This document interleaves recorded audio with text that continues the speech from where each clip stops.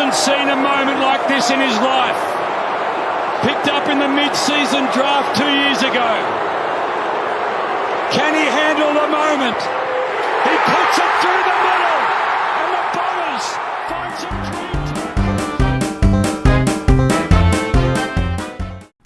This is absolutely Essendon. It's our Dreamtime at the G review. Oh my gosh. Oh my golly gosh.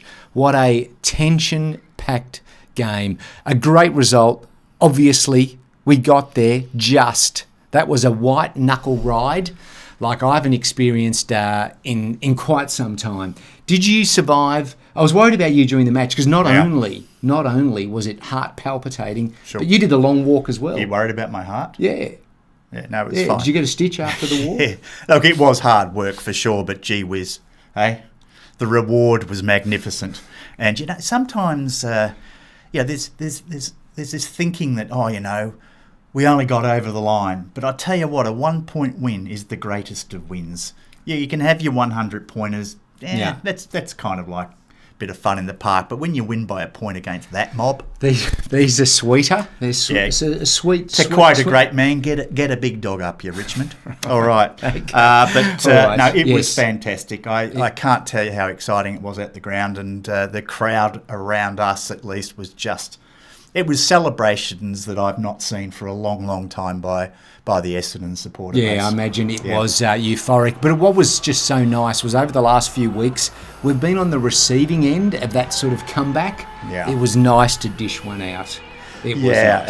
and I've seen information over the last day or so about Richmond's failure to win the close games, and they've got an appalling record in close games. But yeah, to win like that, against the odds, missing, I think, 7 or 8 of our probably best 22 type players. Yeah. It was just a sensational, gutsy effort by the Bombers, and congratulations to all concerned. Yeah, when you're watching them sing the song at the end, like after a victory, you just forget all the omissions and all the players missing. Yeah. But when they were showing the sing the club song at the end, in the background were all the missing players, and it's like, oh yeah, there's no Parish. Yeah. Oh yeah, Laverde. Shield didn't end up playing. Peter Wright was wandering around in the room, and you're just like, of course, that really does add up to quite a large contingent. So for sure, and I think that's the one thing we've got to look forward to now is competition for places in the side. And when you see the performance that we had against Richmond, who would you drop from that team?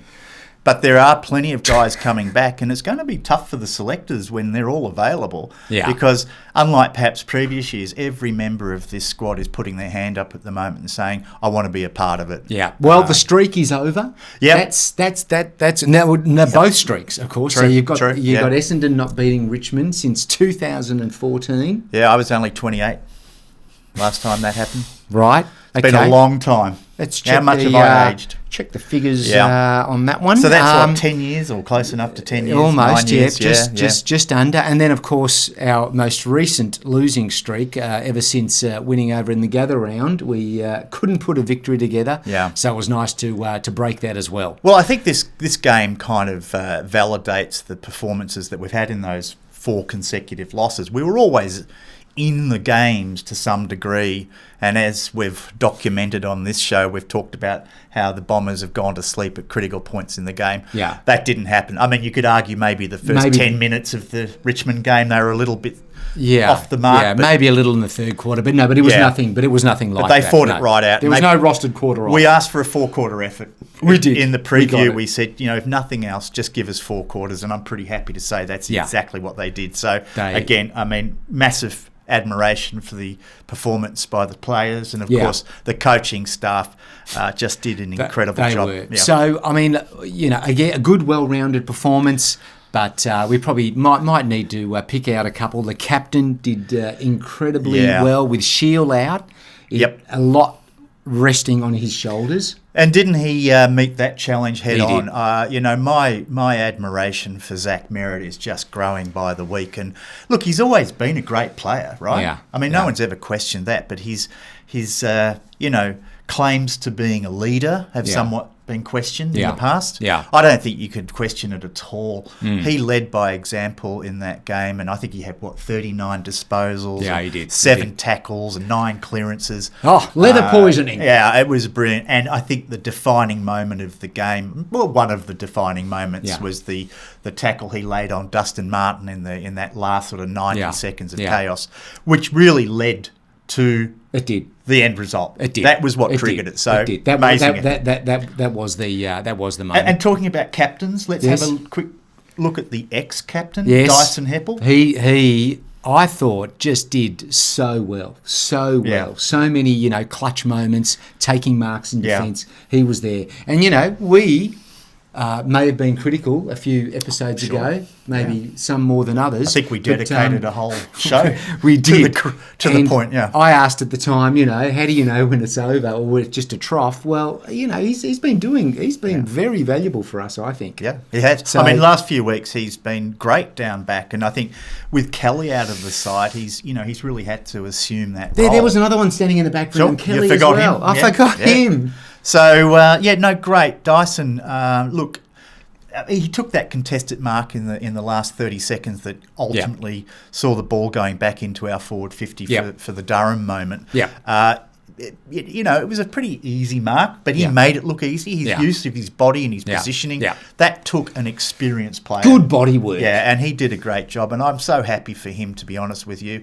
I think he's gone through a difficult time sort of handing the leadership over to Zach, and it's so difficult when you've been the man for 6 years or whatever. Yeah. And he's responding to that really well and adding a lot of value to the team. So, great job. Well done, Dyson. Indeed. So then you had Hobbs and Caldwell. They did really well. Extra responsibility for them. Yeah, look, this is, again, you talk about the players missing and how players in the team had to sort of step up and fill the void. Hobbs and Caldwell, both young kids. I don't think they've probably played more than 50 games between them, maybe more than that, but not a lot more. And, they were sensational. Yeah. We've got a player in Ben Hobbs. Yeah. Oh, boy, have we got a player. Don't let him go anywhere. I know he did re-sign. Oh, yes, he has. He did. Has. All right, that's Extended good news. by 2 Thank years. the Lord. So, we're very happy with that. And Caldwell, too, is just getting better and better. His inside work at the centre clearances and around the ground. Look, he turned the ball over a little bit, but you're going to do that when you're getting a lot of it. Yeah. And that's all we can ask for, is he gets his hands on the pill. Yeah. And does his best. But, both did an amazing job and were very, very effective. Obviously, Durham. He's the fairy tale, isn't he? Yeah, he really is. He really is. What a pickup. And for me, like the moment, yes, there was the moment at the end and, he got his hands on that ball somehow from Striger. But for me, the moment was with 13 minutes to go when he gets the ball and has to line up for goal. We're down by about 3 goals. Yeah. It's kind of over. In a low-scoring game, every goal incredibly valuable. But he went back, lined it up, kicked it. That took balls this big. This big. It's a very good point because, that's the forgotten goal. Yeah. But that's the one that turned it. That's the one where you just thought, oh, hey, I could smell something. Because the Menzies goal was a kick from 5 metres out. Yeah.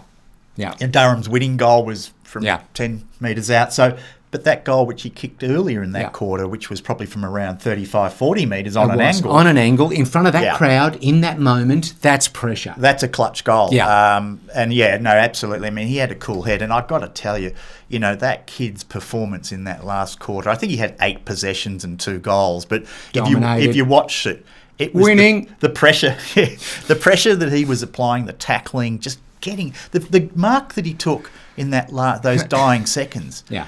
He made the ball his own. Daniel Rioli must be hanging his head in shame because Rioli sat there and out of nowhere, Durham just made it his own and he took the mark and the rest is history. But as they say. Good on him. And I hope he continues now to realise that he's an AFL player. He's a good AFL player and he should grow from here. I think the kid, he's young. He's probably got confidence issues as all young players do. Yeah. But this should give him an enormous confidence boost to say, mate, you're comfortable at this level. Yeah. Now go on and do this again and again. And I think we've picked up a gem in him. That's enough love for him. Yeah. Because the back line, they plugged a lot of holes down the other end because there could have been more goals. And Ridley, how much did we miss him against Brisbane? He's just watertight. McGrath Yeah, on Dustin yeah. Martin. Yeah, sure, he got 2 goals, but like you just can't stop someone like that when he's just kicking them. No, I mean, I think he nullified Martin's. I mean, Martin gets the ball no matter who's playing on him. But I think those 2 players that you mentioned, and I would also add into that both Baldwin and Zirk Thatcher. Yeah, true. Very true. And we've Very mentioned true. Heppell. Yeah. But yeah, Ridley is a prince. Right. He is royalty. Right. Okay. And we need to acknowledge what a great player we have in him. I mean, I don't think that's not known, but his presence in that back line, my God, if we can get Zach Reed up to form playing, Lewis Hayes, who's also running around in the VFL side, a tall key defender, what a back line we may have going forward. And Ridley, he's just silk. I mean, the guy he's just an incredible footballer. So, yeah, we missed him big time against Brisbane, but gee, it's good to have him back in the team. Indeed. Yep. So let's then talk about that last few minutes because, apparently our coach, who I think did very well on the night, set in play the chips in, chips in play. Yeah. And well, there goes that strategy. We'll never be able to use that again. They put the symbol up on the board. So I've always wondered what that means. I thought maybe they're calling for someone to nip down and grab a pie and chips or something at half time. Salt and vinegar. No. This Special code. This is all very much the casino chips. So what do you? But they do show a packet of like McDonald's chips. That's the sign they hold up. Oh, is it? It is. Yeah. Are you sure? Oh, I'm absolutely certain. Really? Yeah. So The that's why I'm Maccas. saying it's like, what does it mean? Oh, so they don't go the casino No, chips, that'd be giving it away. Right. Okay. Because the opposition are looking at the sign subtle going, as well going in. What So is it nuggets? What is it? Is it a Happy Chicken Meal? wings? Is it a so they're screwing? They with want them. some food up Is in that what it the is? coach's box. Okay. All right. So that's I didn't what know it is. that. Yeah. Well, so there you go. Hot chips. Right. What does it mean? What does it? Does it mean? I think it just means Redmond just moves 10 metres further up the field. Yeah, that's about it. Yeah. But geez, they really Hide in the built it up. pocket. Hide in the pocket. Don't let anyone see it. They just really built it up. Whatever it is, it worked because the game was over. And so in essence, in case you don't know what we're talking about, it's a set play that the Bombers, and probably other teams do this as well, I'm sure they do, but it's a set play when the coaches decide, right, it's all or nothing. We go for it. We may risk losing the game, but we're not going to die wondering.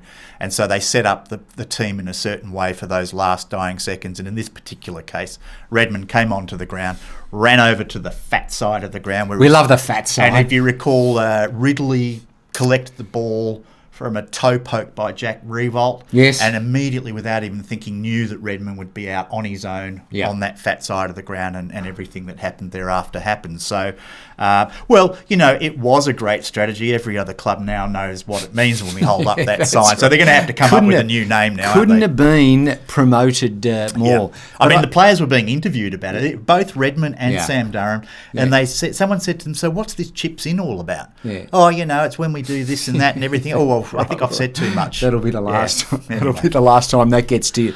Now, what about the halftime The entertainment? Yeah, we haven't covered that. Look, if I wasn't crying my eyes like a baby at the end of the game, I was at halftime. Really? Yeah, looking up and watching Longy and Sheeds and others, but particularly those two legends of our club singing Archie Roach's song. Yes, was just a great moment. And but we knew Longy was going to be there. Where did and he's got form, he's got skills in that area. As someone who posted in our comment section for our last episode shared that clip. Thank you very much. He's a very good singer. I've got to be honest with you. Yeah. I would argue even better singer than a footballer on the strength of what I saw. I don't know, but I mean, but once you introduced Sheedy, it kind of ruined it. Bit of a karaoke night. Yeah, no, Sheeds was lip syncing. Was he? Yeah, he was lip syncing. How did that happen? I don't know, but you watch the replay of that particular moment when they were singing, and Sheedy was singing a different song.